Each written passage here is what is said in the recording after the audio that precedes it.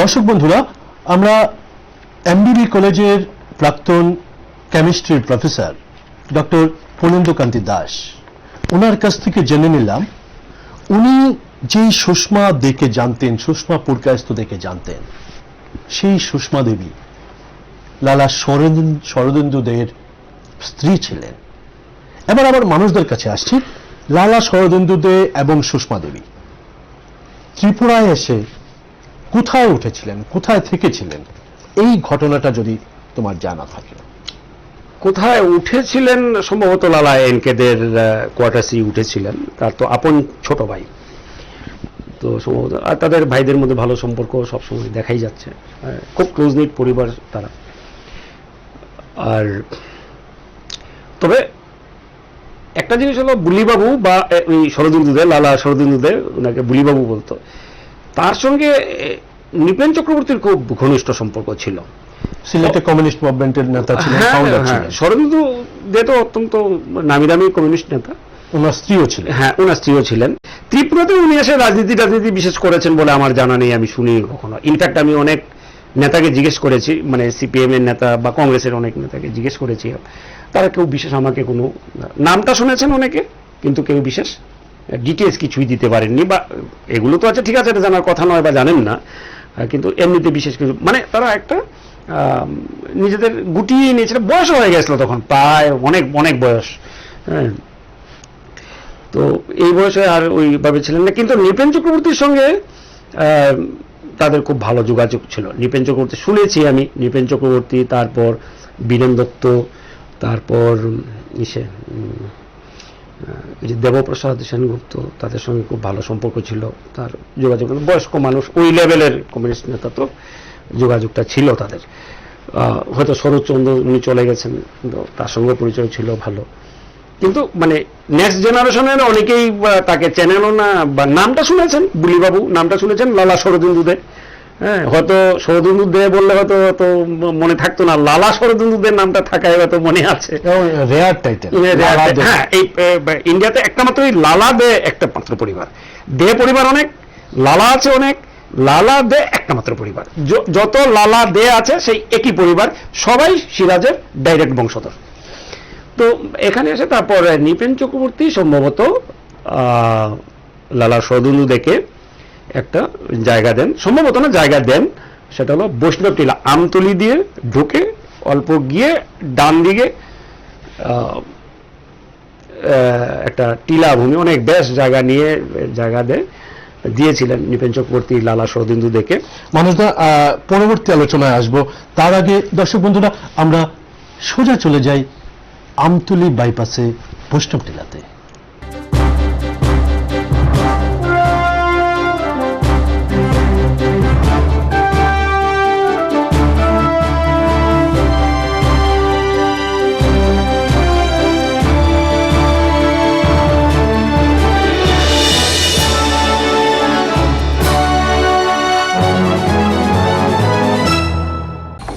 আপনার নাম?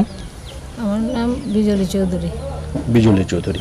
আচ্ছা, লালা শরদিন্দু দে এবং ওনার স্ত্রী সুষমা দে, ওনারা একটা স্কুল করেছিলেন, আমরা শুনেছি। আপনি এই স্কুলে শিক্ষকতার জন্য প্রথমে নিযুক্ত হয়েছিলেন।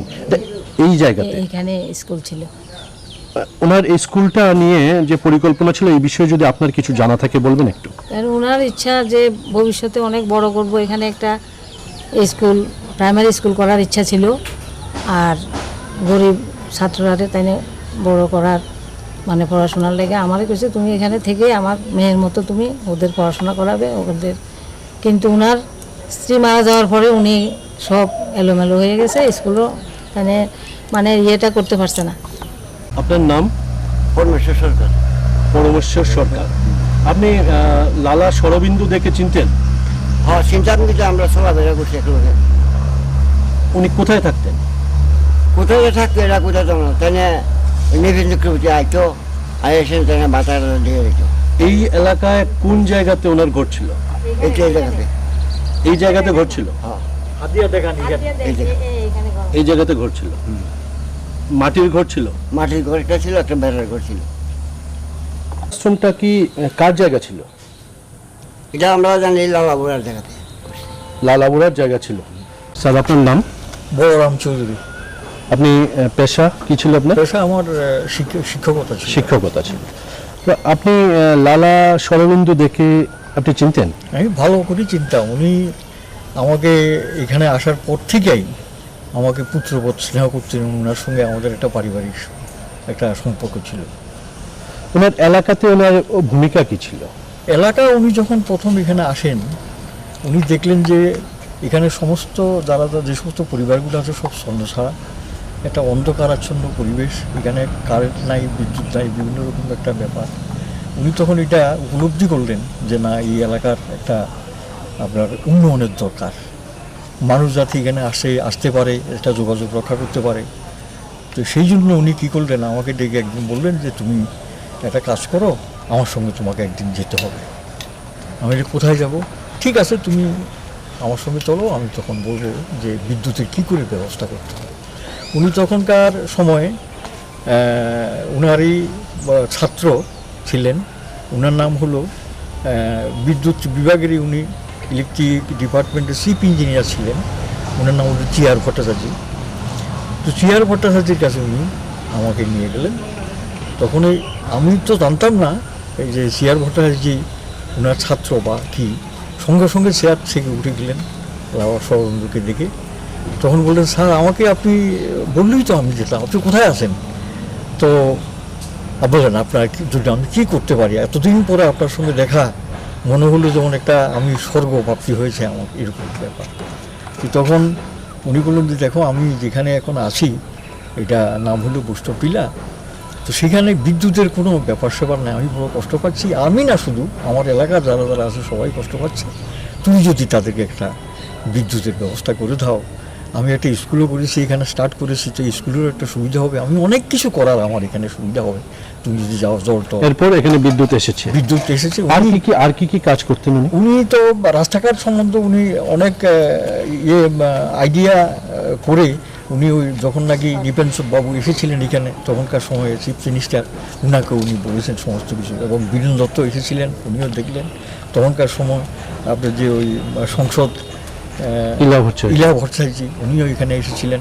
ব্রজগোপাল রায় মন্ত্রী, উনিও এখানে এসেছিলেন, ওনার সঙ্গে পরামর্শ করলেন কীভাবে ডেভেলপমেন্ট করা যায় এলাকার। কিন্তু ওনার শারীরিক এত অবস্থা খারাপ ছিল, এটা আর তখন পেরে উঠলেন না উনি, তখন তো ওইখান থেকে তুমি চলে গেলেন। বৈষ্ণবটিলাতে এসেছেন, কিভাবে আসলেন? তো যতটুকু আমরা জানতে পেরেছিলাম তখন, যে প্রথম চিফ মিনিস্টার ত্রিপুরার নৃপেন চক্রবর্তী, ওনার সঙ্গে কী করে যোগাযোগ করলো তাও বলতে পারলাম না। তবে এটা জানছি যে নৃপেন বাবুই ওনাকে একখানি প্লট এখানে দিয়ে ওনাকে বসতবাটি করার জন্য একটা সুবিধা করে দিয়েছিল। আমরা এই মুহূর্তে রয়েছি আমতলী বাইপাস। আমতলী থানার ডান পাশ ঘেঁষে যেই বাইপাসটা খয়েরপুরের দিকে গেছে, সেই রোডে আমতলী থানা থেকে 150 মিটার দূরে বৈষ্ণবটিলায়, এই বৈষ্ণবটিলায় থাকতেন লালা শরদিন্দু দে। ওনার স্ত্রী সুষমা দে। আমরা এতক্ষণ এই এলাকার প্রবীণ যারা রয়েছেন তাদের কাছ থেকে শুনলাম, ওনারা এই এলাকায় একটা অঙ্গনওয়াড়ি স্কুল করেছেন, এলাকার ছেলে মেয়েদের শিক্ষার জন্য একটা স্কুলের ব্যবস্থা করেছেন। যদিও সুষমা দে মারা যাওয়ার পর লালা শরদিন্দু দে এই এলাকায় দীর্ঘদিন থাকেননি। পরিবারে আর কেউ ছিল না, অন্যত্র ওনাকে যেতে হয়েছিল। কিন্তু এলাকার মানুষের কাছে আজকেও সেই 80 দশকের প্রথম দিকের লালা শরদিন্দু দে এই এলাকায় যে ভূমিকা নিয়েছিলেন, সেই ভূমিকা এই এলাকার মানুষের কাছে আজকেও স্মরণীয়। এই এলাকাতেই লালা শরদিন্দু দের স্ত্রী সুষমা দে প্রয়াত হয়েছিলেন এবং ওনাকে যেই জায়গাটাতে পোড়ানো হয়েছিল সেই শ্মশানটাও এই এলাকাতেই অবস্থিত। আমরা দেখিয়েছি যেই জায়গাটাতে স্কুল শুরু করতে গিয়েছিলেন সেই জায়গাটা আমরা দেখিয়েছি। ওনার জায়গাতেই লোকনাথ আশ্রম। এলাকার মানুষের কাছে আবারও বলছি যে একজন স্বনামধন্য মানুষ, যাকে এই এলাকায় বসতি করার জন্য জায়গা দিয়েছেন তৎকালীন মুখ্যমন্ত্রী নৃপেন চক্রবর্তী। কিন্তু কে সেই শরদিন্দু দে, কে সেই লালা শরদিন্দু দে, এই নিয়ে একটা কৌতূহল থেকেই যাচ্ছে। এতক্ষণ ধরে স্টুডিওতে যেই আলোচনা হচ্ছিল পলাশীর সেই বিখ্যাত বীর, দেশের স্বাধীনতা সংগ্রামের প্রথম যিনি বিদ্রোহী নেতা নবাব সিরাজদৌল্লা, যার সেনাপতি তথা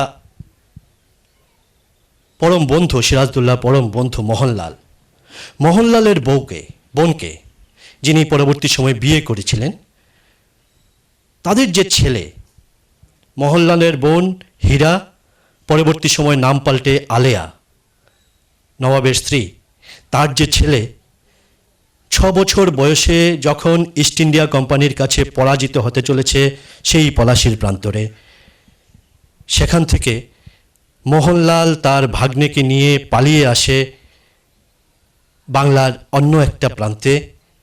যে বিষয়গুলো নিয়ে এতক্ষণ আলোচনা হচ্ছিল, যুগল কিশোর, সেখান থেকে সিলেটে চলে আসা, তাদের যে বংশ পরম্পরা, মুসলিম পরিবার থেকে হিন্দু পরিবার হয়ে ছদ্মবেশে হিন্দু পরিবারের থেকে হিন্দু টাইটেল নিয়ে পঞ্চম বংশ, সেই পঞ্চম বংশের একজন সন্তান কি সেই লালা শরদিন্দু দে? আমরা জেনে নেব ভ্যানগার্ড স্টুডিওতে সাংবাদিক মানস পালের কাছ থেকে। দর্শক বন্ধুরা, আমরা আমতলী বাইপাসের মানে আমতলী থানা থেকে যেই বাইপাসটা গেছে খয়েরপুরের দিকে, সেই বাইপাসের আমতলী থানার ঠিক ডান পাশ ধরে আমরা একটু এগুলি মানে 100 মিটারও হবে না, হাতের ডান দিকে বৈষ্ণব টিলা। সেই বৈষ্ণব টিলা থেকে আমরা আবার ফিরে আসলাম নিউজ ভ্যানগার্ড স্টুডিওতে। আমরা মানুষদের কাছে আবার যাচ্ছি। মানুষদা, আমরা এতক্ষণ যেটা ওই এলাকার মানুষ, বৈষ্ণব টিলার মানুষ, তাদের কাছ থেকে যে বিষয়টা জানলাম যে লালা শরদিন্দু দে, যাকে লালা বুড়া হিসেবে ওই এলাকার মানুষ জানতেন, লালা বুড়া, ওই এলাকার মানুষ বুলিবাবু, যে নামটা তুমি আগে বলেছিলে, বুলিবাবু হিসেবে কিন্তু তারা চেনেন না। শরদিন্দু দে এই নামটাও তারা তেমন ভাবে সবাই বলতে পারছেন না, বাট ওই জেনারেশনের কেউ কেউ বলতে পারছেন। কিন্তু এখনকার জেনারেশন যারা আছেন ছেলেমেয়েরা, তারাও কিন্তু লালা বুড়া এই শব্দটা ওনারা জানেন। এখানে লালা বুড়া বলে একজন থাকতেন, যিনি এলাকার ইলেকট্রিফিকেশনের জন্য ভূমিকা নিয়েছিলেন। নৃপেন চক্রবর্তী বা তৎকালীন যে ইলেকট্রিক্যালের ইঞ্জিনিয়ার ছিলেন, তাদের সাথে কথাবার্তা বলে এলাকায় ইলেকট্রিফিকেশন করেছিলেন, ওখানে স্কুল চালাতেন। আমরা দেখিয়েছি যে যেই জায়গাটাতে সুষমা পুরকায়স্থ দে উনি মারা যাওয়ার পর ওনাকে দাহ করা হয়েছিল, এই জায়গাটাও আমরা দেখিয়েছি। কিন্তু এর পরবর্তী সময় বৈষ্ণব টিলায় যতদিন অবস্থান করছিলেন, ওই সময়কালের পর তার পরবর্তী সময় যে ঘটনাগুলো, এই সম্পর্কে তোমার কাছে আমরা যাব।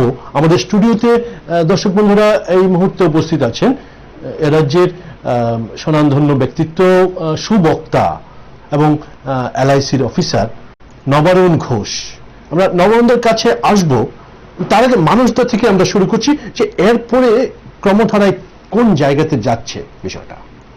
প্রথম কথা হলো যে ওইখানে তো স্কুল চালাতেন, এই করলেন, বয়স হয়ে গেছিল তাদের দুজনেরই অনেক। তো সুষমা দেবী আগে মারা যান এই কারণে আমরা জানি উনি আগে মারা যান। তারপর ব্যাপারটা হয়েছে কি, ওদের পরিবার তো সুনামগঞ্জ বিখ্যাত পরিবার, শরদিন্দুদেরকে সবাই চেনেন। তো একা থাকতেন কিছুদিন হয়তো, তো ওইখানে যোগাযোগ করলেন নবারুণের মা তপতি ঘোষ, উনি চিনতেন, কাকা কাকা ডাকতেন। ওই একা পড়ে আছেন এইখানে, আপনি বয়স্ক মানুষ, বৃদ্ধ মানুষ, চলুন আমাদের বাড়িতে, নিয়ে চলে এলেন নবারুণদের বাড়িতে। শেষ জীবনটা ওইখানেই কেটেছে। এইটা নবারুণই ভালো বলতে পারবে, আমি আর কি স্বাগত আমাদের স্টুডিওতে। যে প্রথমেই তোমার কাছে আমরা জানতে চাইছি যে নবাব সিরাজদৌল্লা, যিনি এই ভারতবর্ষের স্বাধীনতা সংগ্রামে অবিস্মরণীয় নায়ক বলা চলে, নবাব সিরাজদৌল্লা, সেই নবাব সিরাজদৌল্লার বংশধর তোমার বাড়িতে ছিল, ফিলিংসটা কেমন? দেখো, এই কি বলবো, প্রথম যখন আমি মানসদার কাছ থেকে ফোনটা পেলাম, আমি তখন গাড়ি চালাচ্ছিলাম। লকডাউনের বাজার 7টার মধ্যে বাড়ি ফিরতে হবে, উদয়পুর থেকে বাড়ি ফিরছি, দুদিন ছুটি আছে। তো ধরবো না করে মানসদার ফোন থেকে ধরলাম। পাথালিয়া ঘাটে আমার গাড়ি ছিল, আমার পরিষ্কার মনে আছে। ফোনটা ধরে মানসদা আমাকে আমার ফেসবুক পোস্টে একটা পোস্টের রেফারেন্সে যখন কথাগুলো বলতে শুরু করলেন, আমি তোমাকে বোঝাতে পারবো না যে এরকম একটা সিচুয়েশন হলো যে আমি যখন ফোনটা ছাড়লাম তখন আমি ফ্লাইওভারে উঠছি। এতক্ষণ ধরে আমরা কথাটা জানতে পারলাম, কারণ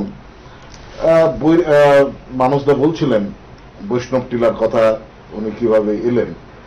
আমার কাছে ততটুকু ইতিহাস আমি এখন জানি মানসদার সঙ্গে কথা বলার পর, কিন্তু এর আগে আমি যেটা জানতাম, আমি মার সঙ্গে আমরা যেতাম বৈষ্ণবী টিলা, যেখানে বৈরাগী টিলা, আমি তখন আমরা বলতাম বৈরাগী টিলা, এখন বৈষ্ণব টিলা বলছে সবাই।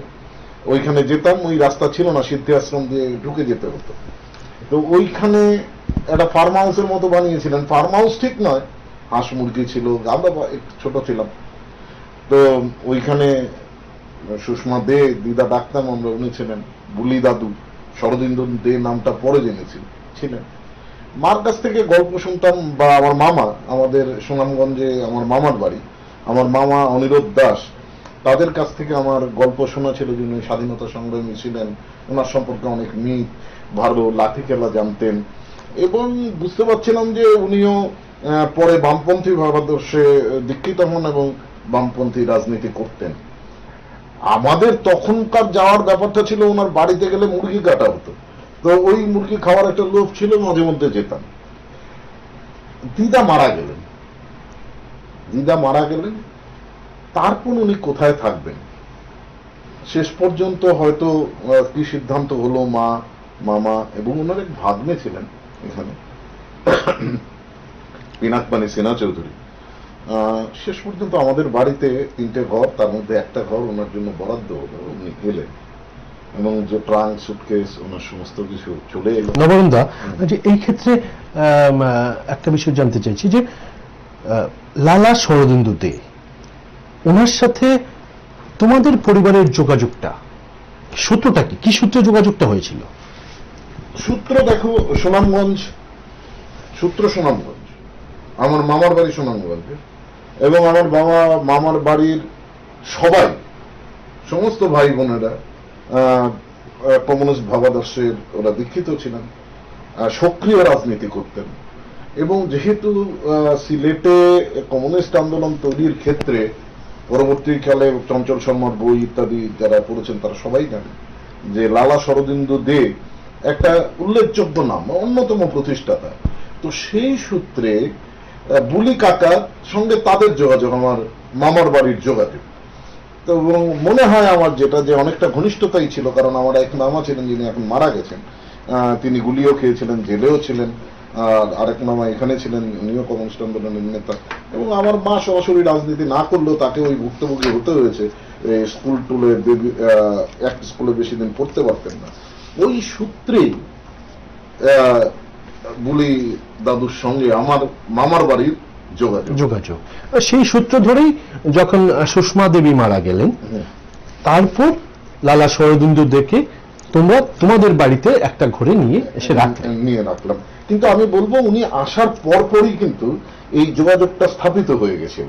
উনি যখন আগরতলায় এলেন তখন থেকে একটা যোগাযোগটা, কারণ তো ওই সময়টাতে মানে তোমার কি কোনো ধরনের জানার সুযোগ ছিল যে উনি সেই সিরাজের বংশধর, এরকম তো জানার সুযোগ ছিল? অসম্ভব, এটা তো মানে, হয়নি। দর্শক বন্ধুরা, আমরা বলি যে যিনি, যার উদ্যোগে লালা শরদিন্দুদের পরিবার বৈষ্ণব টিলায় স্থান পেয়েছিলেন, নৃপেন চক্রবর্তী মুখ্যমন্ত্রী ছিলেন। নৃপেন চক্রবর্তী বা এখানকার কমিউনিস্ট নেতা যারা, যাদের সাথে যোগাযোগ ছিল লালা শরদিন্দুদের, তারা কেউই কিন্তু জানতেন না যে লালা শরদিন্দু দে সেই সিরাজউদ্দৌলার বংশধরের পঞ্চম বংশধরদের একজন। এমনকি যা যতখানি তথ্য বেরিয়ে আসছে এখন পর্যন্ত, লালা শরদিন্দু দে বিজয় কুমার দে জানতেন, কিন্তু লালা শরদিন্দু দে উনি নিজেও জানতেন না। কারণ তার এতক্ষণ ধরে মানুষদের সাথে যে কথা বলছিল, সেই কথা থেকে বেরিয়ে এসছে, যেটা ডক্টর অমলেন্দু দে ওনার বইয়ে যেভাবে বর্ণনা করেছেন, সেই বর্ণনা থেকে বেরিয়ে এসছে ওনারা লুকিয়ে রাখতেন নিজের পরিচয়টাকে, এবং বংশ, একটা বংশের যিনি জানতেন, পরবর্তী বংশের মধ্যে যাকে খুব বেশি ভরসা করা যায় তার কাছেই শুধু বলে যেতেন, এবং উনি বাইরে আউট করতেন না। তেমনি ভাবে বিজয় কুমার দে, ওনার কাছেও এর আগের বংশের প্রসন্ন কুমার দে, লালা প্রসন্ন কুমার দে, উনি বলে গিয়েছিলেন, উনি জানতেন, সম্ভবত না, প্রায় নিশ্চিত বলা চলে, লালা শরদিন্দু দে উনি ওনার জীবনকালে উনি জানতে পারেননি উনি সিরাজউদ্দৌলার বংশধর ছিলেন। ইভেন নওয়াল কিশোর দে উনিও জানতে পারেননি উনি সিরাজউদ্দৌলার বংশধর ছিলেন। যখন থেকে তোমাদের বাড়িতে ছিল, এখানে আমি কি একটু হ্যাঁ, sure, sure. এখন নওয়াল কিশোর দে যদি জীবিত থাকেন, যদি মানে 2012-র পরে যদি জীবিত থাকেন, দেয়ার ইজ এভরি পসিবিলিটি যে তিনি এখন জানেন, কারণ 12 সালের পর জানেন। হ্যাঁ 12 সালের পর জানেন। কারণ এই যে লালা অজয় কুমার দে, লালা বিজন কুমার দে, তারা যেহেতু ব্যাপারটা প্রকাশ্যে এনেছেন, ফলে নওয়াল কিশোর দে জানা সম্ভাবনা রয়ে গেছে বেশি। কারণ লালা নওয়াল কিশোর দে এই বিকেদের পরিবারে, মানে ওই শিলংয়ের পরিবারেই বড় হয়েছে। যখন থেকে লালা শরদিন্দু দে তোমাদের বাড়িতে থাকলেন, ওই সময়কার কিছু ঘটনা কি তোমার মনে পড়ে? তখন তোমার বয়স কত ছিল? ধরো আমাদের বাড়িতে যখন উনি এলেন, তখন আমার সামাত্র 67-তে জন্ম। তো আমার বাড়িতে উনি ধরো 85 নাগাদ আমার বাড়িতে চলে এসেছিলেন। 85 তো হবেই, আমার যত দূর এখন না, 83 নাগাদ ওনার স্ত্রী তো মারাই গেলেন, 82 মারা গেলেন, 83-84-তে ক্লাস 10-11-এ পড়তে। হ্যাঁ, আমার এখানে চলে এসেছেন। বুলি দাদু দেখতে, আমি কি বলবো, রাজপুত্রের মতো চেহারা, তার আভিজাত্য চেহারা, এবং দর্শক বন্ধুরা, আপনারা টিভির পর্দায় দেখতে পাচ্ছেন সেই বুলি দাদু লালা শরদিন্দু দে, যিনি বুলি বাবু হিসেবে পরিচিত ছিলেন, এবং বৈষ্ণব টিলায় এসে লালা বুড়া নামে পরিচিত হয়েছিলেন। ওনার যৌবন বয়সের একটা ছবি, এবং তার সাথে তার স্ত্রী সুষমা পুরকায়স্থ দে, ওনাদের দুজনের ছবি আপনারা টিভির পর্দায় দেখতে পাচ্ছেন। তো সেই সময় যখন উনি চলে এলেন, তার পোশাক আশাক গুলো কিন্তু যেগুলো ছিল, তার ট্রাঙ্ক, দুটো ট্রাঙ্ক, এবং আমার একটা ট্রাঙ্কের কথা মনে আছে যেটার মধ্যে লেখা ছিল মোনা দে, একটা সুষমা দে আর একটা মোনা দে। পরবর্তী সময় আমি বুঝতে, মোনা দে হচ্ছে লালা এলএনকে দের, মানে তাতে বোঝা যায় যে কোয়ার্টার থেকে উনি বৈষ্ণব টিলায় যান, বৈষ্ণব টিলা থেকে আমাদের বাড়িতে আসেন। এবং নৃপেন চক্রবর্তী তাকে স্বাধীনতা সংগ্রামী হিসেবে বেশ খানিকটা জমি দেন, এবং ওনার যে ইচ্ছে ছিল একটা স্কুল করবেন, ওনার বাবার নামে স্কুলটা করেছিলেন। তো প্রসন্ন কুমার দে মেমোরিয়াল স্কুল, কিছুদিন আগে অব্দি সাইনবোর্ডটা ছিল, এখন এটা নেই। তো উনি এলেন, আমরা এটা জানতাম উনি স্বাধীনতা সংগ্রামী, কমিউনিস্ট, অনেক বছর জেল খেটেছেন, ভালো লাঠি খেলা জানেন, এবং খুব তেজস্বী পুরুষ, প্রচন্ড সাহসী, এগুলো জানতাম। বয়স হয়েছিল অনেকটা, আমাদের অতটা ইন্টারাকশন আমার সঙ্গে হতো না, কিন্তু যখন হতো অনেক সময়ই, কারণ স্বাভাবিক কৌতূহল বশত তখন আমিও একটু ছাত্র আন্দোলন ইত্যাদির সঙ্গে ধীরে ধীরে জড়িয়ে যাচ্ছি, জিজ্ঞেস করেছিলাম ওনাকে, কিন্তু সেভাবে জবাব উনি দিতেন না। কিন্তু আমি দেখতাম অচিন্ত্য ভট্টাচার্য, আসামের কমিউনিস্ট নেতা, বীরেশ মিশ্র, নুরুল হুদা, এরা আগরতলায় এলে সবাই কিন্তু বুলি দাদুর সঙ্গে দেখা করতে যেতেন। এবং ওই সময় কিন্তু আমি বেশ আমরা বৈষ্ণবটিলা থেকেও জানলাম যে ইলা ভট্টাচার্য সাংসদ ছিলেন, বীরেন দত্ত, নৃপেন চক্রবর্তী তো যেতেনই, বৈষ্ণবটিলায় ওনার ওখানে যেতেন। বৈদ্যনাথ মজুমদার ব্যাপারটা আমি ঠিক বলতে পারবো না, কারণ ওইখানে আমরা মাঝে মধ্যে বেড়াতে যেতাম, কিন্তু আমার বাড়ির ক্ষেত্রে যেটা আমি বলতে পারি, এবং সেই সূত্রে আমি জানতাম যে বুলি দাদুর সঙ্গে নৃপেন চক্রবর্তীর বিশেষ জানাশোনা আছে, এবং আমার ফেসবুক অ্যাকাউন্টে আমি একটা স্টোরি লিখেছিও যে এই ব্যাপারে। ডক্টর একটা জিনিস ছিল, আমি কালকেও বলছিলাম মানবদার সঙ্গে কথাবার্তার, যতদিন শরীরে শক্তি ছিল কোনোদিন ওনাকে জামা কাপড়গুলো আমার মাকে কাচতে হয়নি।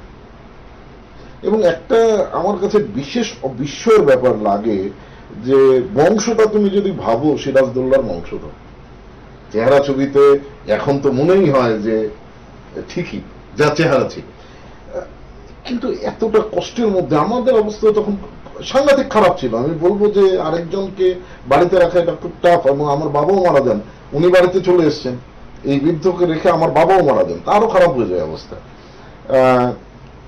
যেভাবে মানিয়ে চলা এবং সাহস, আমি দেখতাম মাঝে মধ্যে এই অশক্ত শরীরে কোনো কিছু রেগে গেলে কিছু একটা ঠিক হচ্ছে না, এইটার প্রতিবাদ করতে হবে, এর কাছে যেতে হবে, এই সাদা পাঞ্জাবি আর ওই একটা লাঠি ছড়ি নিয়ে হেঁটেই বেরিয়ে যেতেন। রিক্সার তোয়াক্কা নেই, চলে গেলেন হয়তো দশরথ দেবের কাছে, নৃপেন চক্রবর্তীর কাছে, বা কোনো অফিসারের কাছে, বা কোনো অফিসে চলে গেলেন। এইগুলো দেখেছি, এবং কিছুটা ইনফ্লুয়েন্স তো আমরা হয়েছি যে স্বাধীনতা সংগ্রামীদের সম্পর্কে আমার মনে বা আমাদের আমরা 4 ভাই বোন প্রত্যেকের মনে একটা আলাদা কিন্তু ছবি, একজন প্রকৃত স্বাধীনতা সংগ্রামী ত্যাগী মানুষকে চোখের সামনে যদি তুমি দেখো, যেটা হয় সেটা কিন্তু আমাদের মধ্যে তৈরি হয়েছিল। আর আমরা একটু ইন্টারেস্টেড ছিলাম যে লাঠি খেলা জানতেন।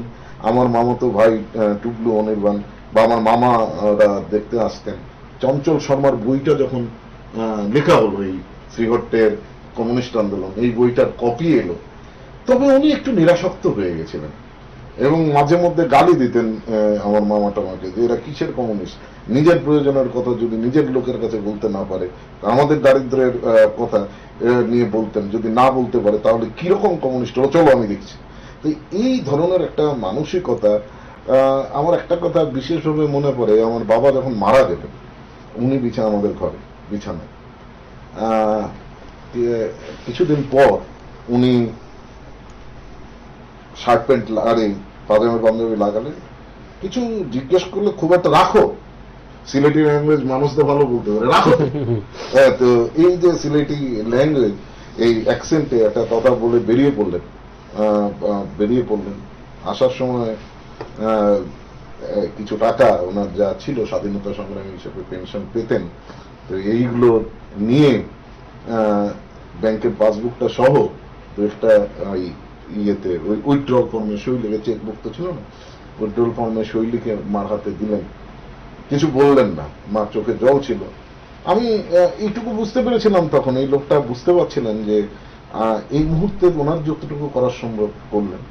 আরেকটা ঘটনা আমার মনে আছে, এলএনকে দে যখন চলে গেলেন এই রাজ্য থেকে, উনি আরেকবার ঘুরে এলেন এবং এসে বৈষ্ণবটিলাতে, তখন উনি নেই, সুষমা দিদা মারা গেছে, উনি ইয়েতে এলেন, আমাদের বাড়ি এলেন, এবং আমার মনে আছে উনি বসে মাকে বুঝিয়ে দিচ্ছিলেন যে উনি কত টাকা পেনশন পাবেন, কোন কোন ডাক্তারের কাছে যেতে হবে, ওনার কোথায় কে আছে, ওনার সঙ্গে যোগাযোগ করতে হলে কি হবে।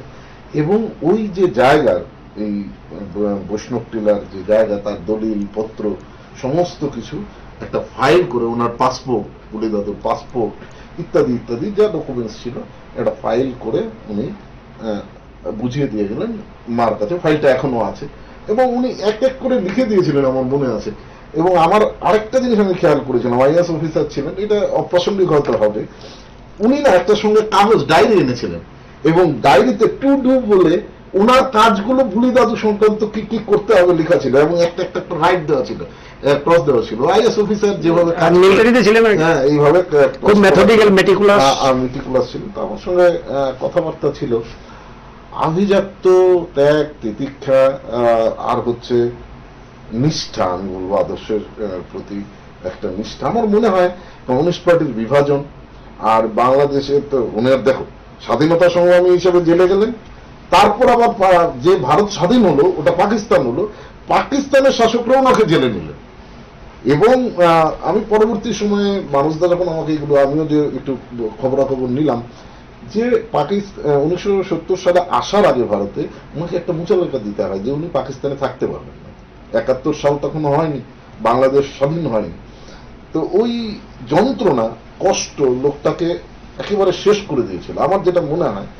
এবং কোন দিকে যাবেন এই বলে হয়তো 70 বছর প্রায় হয়েছিল। আমি যদি ধরে নিই 1922 সালে মানুষরা উনি স্কুল ছাড়েন, অসহযোগ আন্দোলনে যান, তাহলে 22 সালে যদি 9-এ পড়েন তাহলে 1906-7 ওনার জন্ম।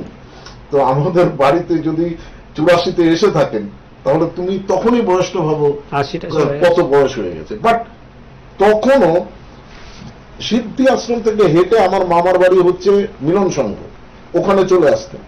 এবং একদিন আমি দেখেছি উনি ধ্যান করছেন। কেন? স্বদেশকে উনি পেটাবেন। স্বদেশ হচ্ছে ওনার বাড়িতে থাকতো, রিক্সা চালাতো আর কেয়ারটেকার ছিল।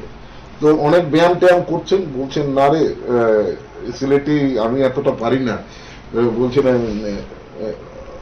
ওকে মারবেন, আমার মাকে, মাও একটু সিলেটি বলতেন। তো বলছেন স্বদেশকে আমার মারতে হবে, স্বদেশে মারণ লাগবো। হ্যাঁ, তো স্বদেশকে মারতে হবে। তো এই জন্য উনি ব্যায়াম করছিলেন একদিন।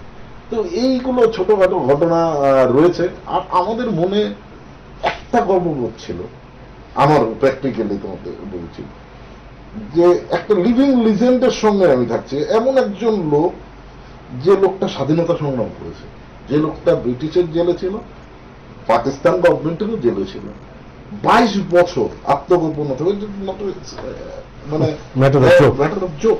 তো ওই লোকটার সঙ্গে আমরা ছিলাম। আর মানুষটা যখন কাহিনীটা গোটা ঘটনাটা আমাকে বললো, তখন আমার মনে হলো যে কিছু না কিছু হলেও তো জড়িয়ে গেলাম একটা ইতিহাসের সঙ্গে। আর সবচেয়ে বেশি আজকের দিনে মা যদি জীবিত থাকতো তাহলে হয়তো, বা মামাও যদি জীবিত থাকতো, আমাদের মামাদের মধ্যে একজন, তাহলে আরো অনেক তথ্য, হয়তো সুনামগঞ্জের তথ্য, যে কিভাবে এরা এলো, কথা বলেছেন, আসতো, একটু একটু চঞ্চল সম্মত বইয়ে আছে, সেগুলো হয়তো বা আজকে অনেকে জানতে পারতেন। তবে একটা জিনিস মানুষদের আমি বলবো, সিলেটের মানুষজন খুব ভালো ছিলেন। না হলে ভাবো দারিদ্র আমাদের সঙ্গে, আমি বলছি 4 ভাই বোন, আমাদের অবস্থা খুব খারাপ, তো খুবই খারাপ। তার মধ্যে ওইভাবে একটা লোককে নিয়ে আসা, বাড়িতে যথাযোগ্য মর্যাদায় রাখা, এটা আমার মা নয়, আমি বলবো যে তাদের শিক্ষা, ঐতিহ্য, তৎকালীন যুগের মানুষদের যে মানসিকতা, মানুষ হিসেবে এই শিক্ষাটা আমাকে দেয়। সিলেটিদের একটা ইসে আছে না, সিলেটিদের সম্পর্কে একটা তো কথাই আছে যে তারা নিজেদের লোক, সিলেটের লোক মানে সাংঘাতিক আপন, মানে সবকিছু ভুলে যায়। সিলেটি তার নিজের ভাষাটা ভুলে না, নিজের লোককে ভুলে না। গোটা এপিসোডে কিন্তু সেবক এবং মানব, আমি দুটোই বলি যে এই গোটা এপিসোডটা আমার কাছে খুবই ইম্পর্টেন্ট এই কারণে যে অমরেন্দ্রদের বই পড়লে আরেকটু হলে আমাদের বাড়ির নামটা আসতো। মানে আমি যা দেখলাম, কোথায় অব্দি উনি পৌঁছে গেছিলেন। একটা লোক 50 বছর পর উনি অব্দি পৌঁছেছিলেন, তখনই তার বয়স 80-র উপরে। 2012 যদি তুই মানে কোনোভাবে আসতো, তাহলে হয়তো এই বইটাতে আমাদের পরিবারটা জুড়ে যেত। সিরাজদৌল্লার ফ্যামিলি ব্যাপার নয়, ব্যাপার হচ্ছে একটা স্বাধীনতা সংগ্রামী। এবং দেখো সিরাজদৌল্লা মারা গেলেন পলাশীর যুদ্ধ 23শে জুন, ইতিহাস বলে কিছুদিন পরে মারা গেলেন। 23শে জুন যুদ্ধ হয়েছে, 23শে জুনে বৃষ্টি হচ্ছিল সিরাজদৌল্লার পতন যখন। আর বুলি দাদু কোথায়? সিরাজদৌল্লা হয়তো কোনো কারাগারে মিরনের যে গুপ্ত ঘাতক সে মানল, আর তারই বংশধর 1987 সালে আরেকটা বৃষ্টির দিনে আমাদের বটতলা মহাশ্মশানে দাহ হলো। ইতিহাস, তুমি গতি প্রকৃতি দেখো, আর সেই শ্মশানে আমি এবার জীবিত অনেকেই আছে, আমার মামাতো ভাই অনির্বাণ, আমার ছোট ভাই, আমার মনে হয় কমিউনিস্ট পার্টি থেকে সেদিন সমরাড্য উপস্থিত ছিলেন ওইখানে, আরো দু একজন কমিউনিস্ট পার্টি আমার মামা এরা উপস্থিত ছিলেন। তো আমি সেইভাবে ভাবছিলাম এখানে আসার আগে স্টুডিওতে যে ওই বৃষ্টির দিন সিরাজদৌল্লার পতন, আর আরেক বৃষ্টির দিনে আগরতলায় তার এক বংশধর দাহ করা হচ্ছে, শেষকৃত্য হচ্ছে তার আরেক বংশধর লালা শরদিন্দুদের ঘটনা যদি তুমি ভাবো। আর মানসদাকে আমার ধন্যবাদ যে বইটা খুব অ্যাভেলেবল, এটা সত্যি কথা, 12 সালের বই, কিন্তু নামও আছে পুরস্কার বই, এবং মুজফফর আহমেদ পুরস্কার পেয়েছে। সেইভাবে রিলেটটা হয়তো অনেকেই মানসদা আমার একটা ফেসবুকে লালা শরদ পোস্টে লালা শরদিন্দুদের নাম বুলিবাবু, বুলি দাদু, এই দুটো শব্দ ছিল, দুটো লাইন ছিল, কমিউনিস্ট কথাটা ছিল। আর সেই সূত্র ধরে এই এতটা খোঁজ খবর নিয়ে করলেন, ইতিহাসের একটা অধ্যায় হলো। এতে শুধুমাত্র সিরাজদৌল্লার বংশধর আগরতলায় ছিলেন এটা যেমন একটা প্রতিষ্ঠিত হলো, তার সঙ্গে কিন্তু আরেকটা জিনিস প্রতিষ্ঠিত হলো যে অবিভক্ত বাংলাদেশের ভারতবর্ষের স্বাধীনতা সংগ্রামের এক বীর যোদ্ধা, আদর্শবান যোদ্ধা, তিনিও কিন্তু আগরতলায় অনেকটা দিন কাটিয়ে গেছেন। আমরা ধন্যবাদ নবানন্দা। মানুষদের কাছে যাব যে আমরা তো আগরতলায় বুলিবাবু কেমন ছিলেন, কি করতেন, বা বিচরণ কোথায় কোথায় ছিল, এই বিষয়গুলো আমরা জেনে নিলাম। তাহলে মানে নবাব সিরাজদৌল্লা মুসলমান, যুগল কিশোর থেকে শুরু করে সবাই কিন্তু হিন্দু। দাহ করা হয়েছে। নবাব সিরাজদৌল্লার কবরস্থান আমরা দেখি, যুগল কিশোরকে কবর দেওয়া হয়, সমাধি দেওয়া হয়েছিল, বাট এরপরে সবাই দাহ করা হয়েছে। লালা শরদিন্দুতে ওনাকেও দাহ করা হয়েছে, ওনার স্ত্রীকেও দাহ করা হয়েছে। এই যে বিষয়টা আজকে মানুষের সামনে আসলো, বাংলার ভারতবর্ষের ইতিহাসের নায়কদের মধ্যে অন্যতম নবাব সিরাজদৌল্লা, এবং তার বংশ পরম্পরায় যারা ছিলেন, বংশানুক্রমে যারা ছিলেন, তাদের অধিকাংশই দেশপ্রেমিক বা দেশের স্বাধীনতা যুদ্ধের সাথে জড়িত ছিলেন, বা দেশকে সার্ভিস দিয়েছেন, এরকম জায়গা ছিল। এই টোটাল বিষয়টা, এই টোটাল লাইন আপ, পলাশী থেকে আগরতলা, পলাশী থেকে শিলংও হতে পারে, বা পলাশী থেকে দেশের বিশ্বের বিভিন্ন প্রান্তে হতে পারে, এই বিষয়টার ঐতিহাসিক গুরুত্ব কতখানি?